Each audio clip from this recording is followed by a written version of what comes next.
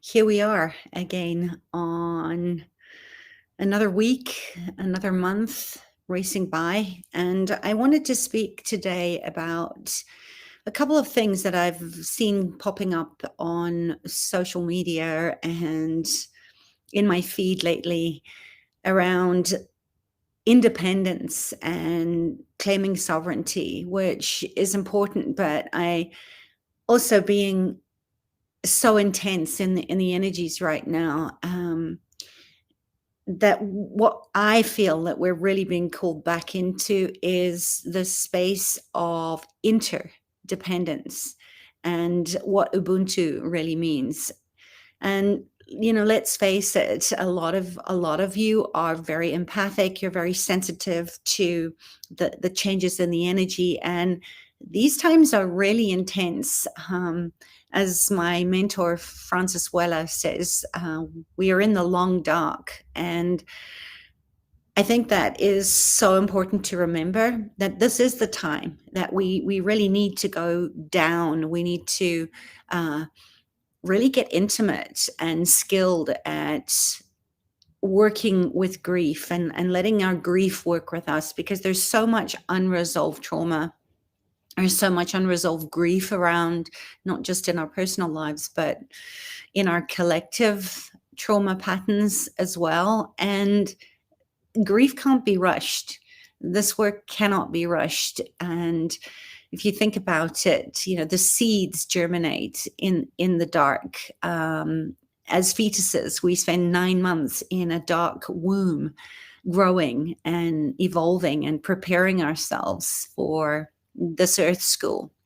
And when things get uncomfortable, like they are right now, we're not very skilled at navigating our way through this. And I think this is really where we're being called to go, is to, first of all, we're traumatized through relationship, and the only way that we're going to heal is in relationship too. And we can't do that if we're always trying to bypass or get to the happy.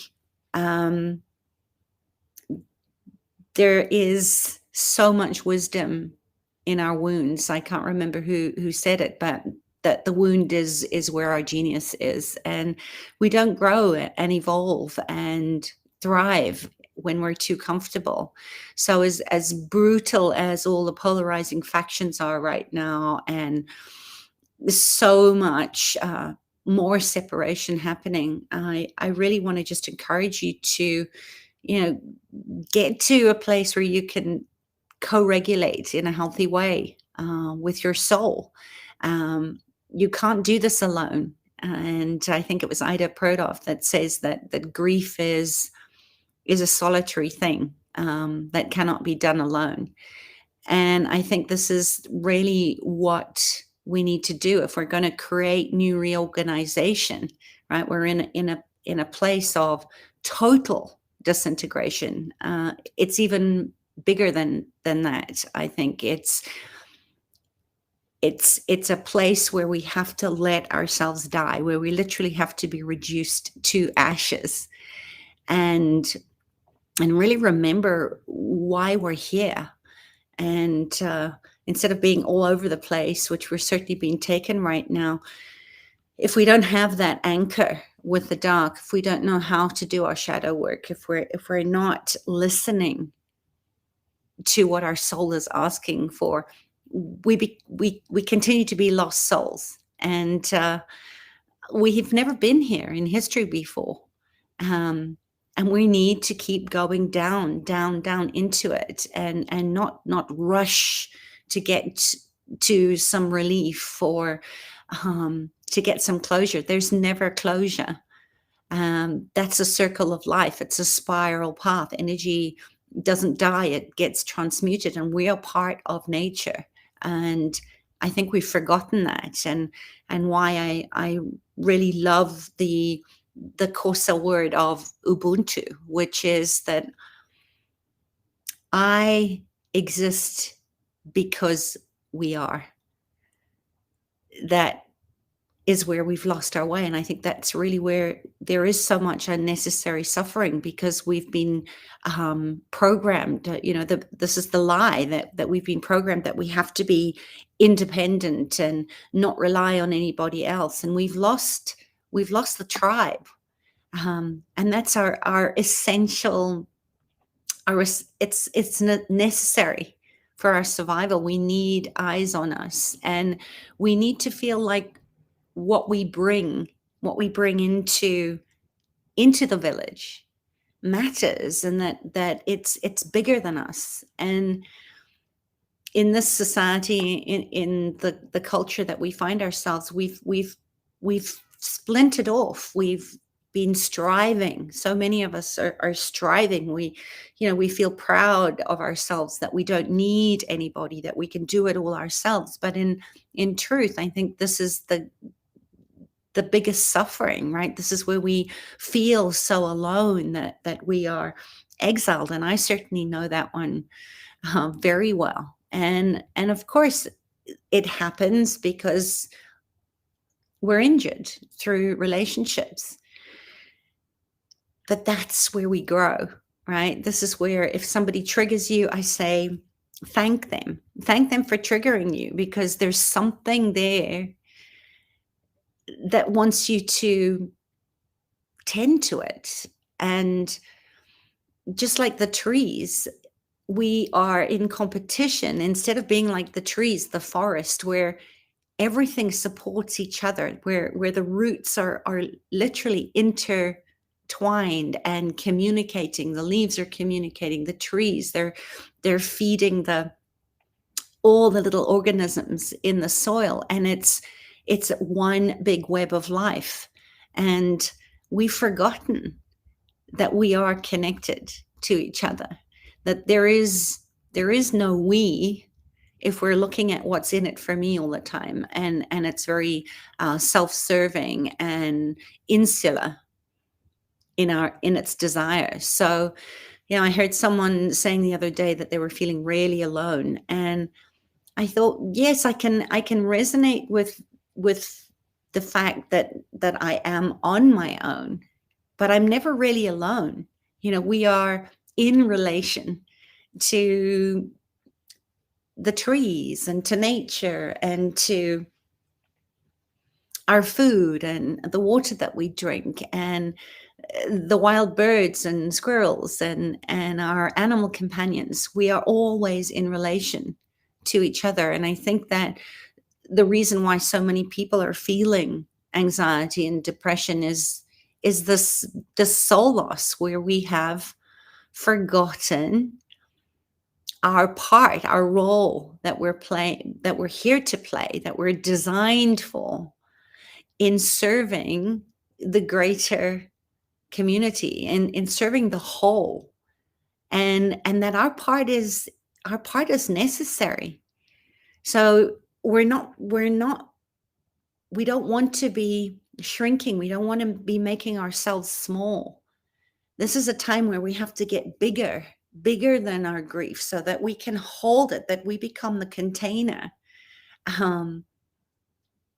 for others to grow and to thrive. And I know that certainly the pandemic has made us incredibly aware of what's important, and in our grief, which is one side of love, we need to have gratitude for just how supported that we are, even when we don't feel like we are. And that starts with self-care, caring for yourself enough, because you know that you have something really important that people are needing, that the village needs, that we survive through interdependence. We die. We know this from science, that when we don't have safety and we don't have connection and we don't have belonging, that we literally shrivel up, and our life force gets very depleted. So you need to care about yourself, so that you can care for others and put your heart and your love into the places that matter and move you. and let the ashes literally reduce you to nothing, that I am no more important than the ant, and the ant is no more important than me. And it's what can I bring here that's going to, tap me in and turn me on and give me and my life a sense of meaning. So start apprenticing your relationship with endings. I know it's a full moon, and a full moon is always a time to call in what you're asking for. But before we do that, we have to be willing to let the old die, including all the old stories and all the places where we've misidentified and misapplied what it means to be human, to have empathy and humility, and remember that's what it means to be human. We need the dark to remind us of the light within.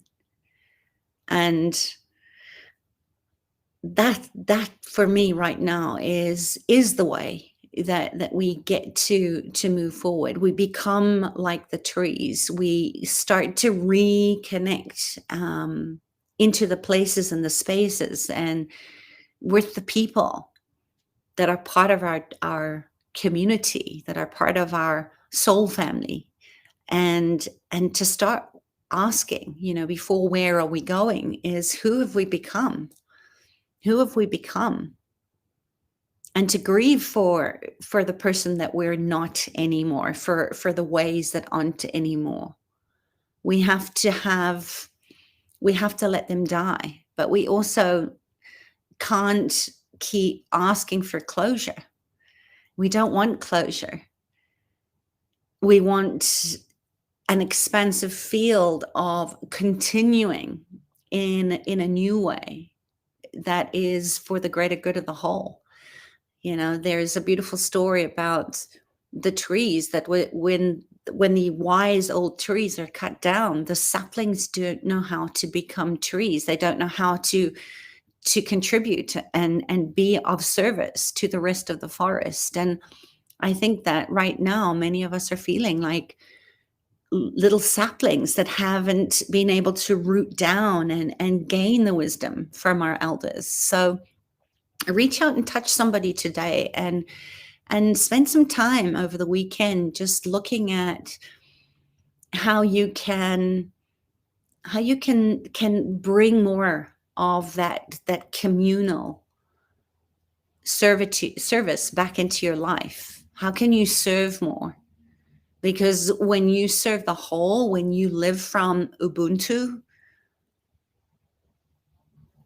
that's the place where you start to feel connected, and you have a sense of belonging, and you start to love and see the beauty and the support that's all around you all the time. It's always been there. We've just lost our hearts. We've lost our way. We've fragmented parts and pieces of ourselves all over the place in the stories that we're telling, and in the lies that we've bought, that we have to earn a living, rather than asking, what do I live for? How can I contribute more to that? And to practice really good energy management when you do that, you have to put your energy into the spaces that are yours,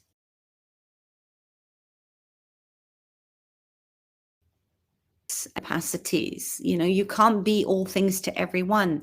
That's again coming back to Ubuntu, coming back to the tribe, what our ancestors and indigenous cultures practice, that each one of us holds a piece of the red thread, that we are all connected by this beautiful, beautiful red thread. And all you have to do is tend to and work your piece of the thread and tug on it, so that the other that has different gifts and capacities can come in and support yours. And in doing so, it benefits the whole. This is what global citizenship means. And This is what I care about. And I'll be talking more about this on the Academy of Healing Summit on Tuesday evening. I think it's 7:30 UK time, 8:30 South African time. But we're really going to explore and deepen this conversation into how do we reorganize ourselves into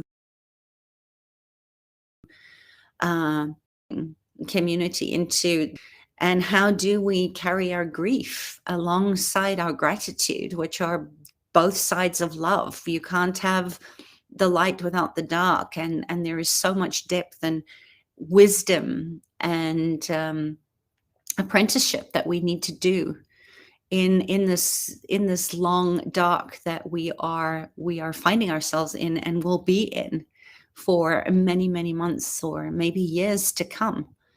um, so I hope that's given you some food for thought, and I hope that you join me on Tuesday. If you have any comments or questions about anything that I've spoken about today, please let me know. I think that when we can really spend time in the dark, when we can really spend time listening to our soul, listening to our ascended self that's kind of looking down on us right now, and asking of us to really work with the shadows, to work with our grief in a good way.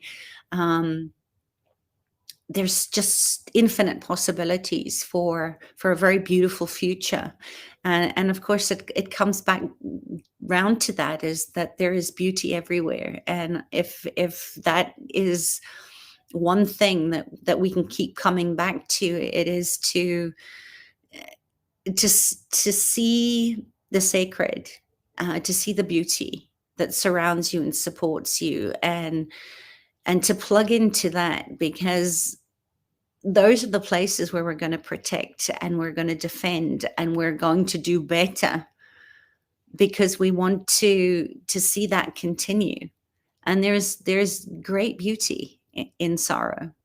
This is not something that needs to be avoided. And take your time, just take your time, and let me know what comes up. I really believe that the only way we're going to save ourselves and create a sustainable planet is to come back to this interdependence, because you know who you are and who you depend on, and how others depend on you. And that's a beautiful thing. All right, take care, everybody. I send you much love.